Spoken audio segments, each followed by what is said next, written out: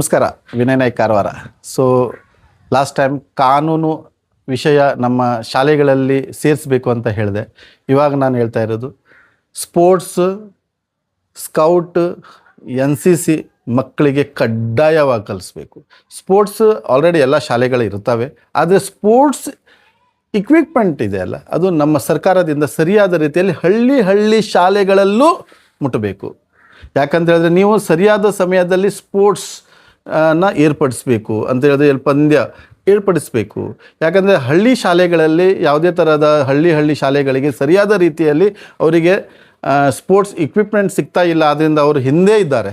So ಅವರಿಗೆ ನಮ್ಮ ಇವತ್ತು ಏನಿದೆ ಸ್ಪೋರ್ಟ್ಸ್ ಆಗಲಿ, ನಮ್ಮ NCC ಆಗಬೇಕು ಅಂತ ಹೇಳಿದ್ರೆ NCCಯಲ್ಲಿ ಹೌ ಟು ಯೂಸ್ ಗನ್ ಅದು ತೋರಿಸ್ಕೊಡ್ತಾರೆ. ನಮ್ಮ ಪ್ರತಿಯೊಬ್ಬರಿಗೂ ಗನ್ ಉಪಯೋಗಿಸಿದ್ದು ಬರಬೇಕು. ಯಾಕಂತ ಹೇಳಿದ್ರೆ ಗೊತ್ತಿಲ್ಲ, ಮುಂದೆ ನಮಗೆ ಯುದ್ಧಕ್ಕೆ ಹೋಗ್ಬೋದು, ಯಾವುದೋ ಒಂದು ಮಿಲಿಟ್ರಿ ಹೋಗ್ಬೋದು, ನಮ್ಮ ಮಕ್ಕಳು ನೇವಿ, ಆರ್ಮಿ, ಏರ್ಫೋರ್ಸ್ ಎಲ್ಲಾದರೂ ಹೋಗ್ಬೋದು. ಪ್ರತಿಯೊಂದು ನಾಗರಿಕರಿಗೆ ಗನ್ ಉಪಯೋಗಿಸೋದು ಬರಬೇಕು. ಯಾಕಂದರೆ ಈಗ ನಾವು ನೋಡ್ತಾ ಇದ್ದೀವಿ ಎಲ್ಲೆಲ್ಲಿ ವಾರ್ ಗೀರ್ ಆಗ್ತಾ ಇದ್ದಾವೆ, ಆದರೆ ನಾವು ಎಲ್ಲಕ್ಕೂ ರೆಡಿಯಾಗಿರಬೇಕು. ನಾನು NCC ಮಾಡಿದ್ದೆ, ನನಗೆ ಗನ್ ಎಲ್ಲ ಥರದ ಗನ್ ಯೂಸ್ ಮಾಡಲಿಕ್ಕೆ ಬರ್ತದೆ. SLR ಆಗಿರ್ಬೋದು, LMG, MMG ಎಲ್ಲ ಥರದ ಗನ್ ನಾನು ಯೂಸ್ ಮಾಡಬಲ್ಲೆ. ನಾಳೆ ಒಂದು ವಾರ ಆದರೆ ನಾನು ಹೋಗ್ಲಿಕ್ಕೆ ಸಿದ್ಧ.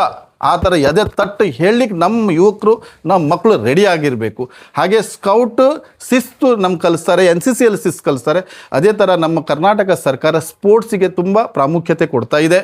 ಸೊ ಅದರಿಂದ ಅದು ದಯವಿಟ್ಟು ನಿಮ್ಮ ಅಧಿಕಾರಿಗಳಲ್ಲಿ ನಾನು ಕೇಳ್ಕೊಳ್ತಾ ಇರೋದು, ಹಳ್ಳಿ ಶಾಲೆಗಳಲ್ಲಿ ಸರಿಯಾದ ರೀತಿಯಲ್ಲಿ ಅದು ಮುಟ್ಲಿ.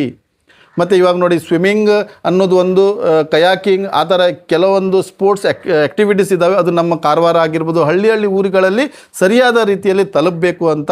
ಮತ್ತು ಕೆಲವೊಂದು ತಾಲೂಕುಗಳಲ್ಲೂ ಅದು ಮುಟ್ಟಬೇಕು, ಜಿಲ್ಲೆಗಳಲ್ಲಿ ಮುಟ್ಟಬೇಕು. ಎಲ್ಲರಿಗೂ ಗೊತ್ತಿಲ್ಲ ಇದ್ರ ಬಗ್ಗೆ. ಅದನ್ನು ಸರಿಯಾದ ರೀತಿಯಲ್ಲಿ ಮಾಧ್ಯಮದ ಮುಖಾಂತರ, ಈ ಫಿಲ್ಮ್ ಟಾಕೀಸಲ್ಲೆಲ್ಲ ನಮ್ಮ ಕೆಲವೊಂದು ಅಡ್ವರ್ಟೈಸ್ ಮಾಡ್ತಾರಲ್ಲ, ಅದು ಆ ಥರ ಮಕ್ಕಳಿಗೆ ಹಾಗೆ ಗೊತ್ತಾಗೋ ಥರ ಎಲ್ಲ ಅಡ್ವರ್ಟೈಸ್ಮೆಂಟು ಕರ್ನಾಟಕ ಸರ್ಕಾರ ಮಾಡಬೇಕು. ನಿಮ್ಮ ಕಡೆಯಿಂದ ಏನೇನು ಸವಲತ್ತುಗಳು ಇದ್ದಾವೆ ಅಂತ ಅದು ಮಕ್ಕಳಿಗೆ ಗೊತ್ತಾಗಬೇಕು.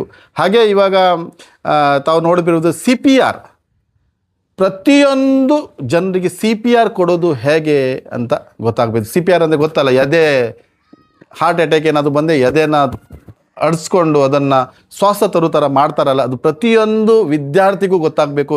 ಎಲ್ಲೋ ನಾಳೆ ಹಾಸ್ಪಿಟಲ್ ದೂರ ಇದೆ, ನಮ್ಮಂತೂ ನಿಮ್ಗೆ ಗೊತ್ತು, ಕಾರವಾರದಲ್ಲಿ ಹಾಸ್ಪಿಟಲ್ ಸರಿಯಾದ ರೀತಿಯಲ್ಲಿ ಸೌಲಭ್ಯಗಳು ಇಲ್ಲ.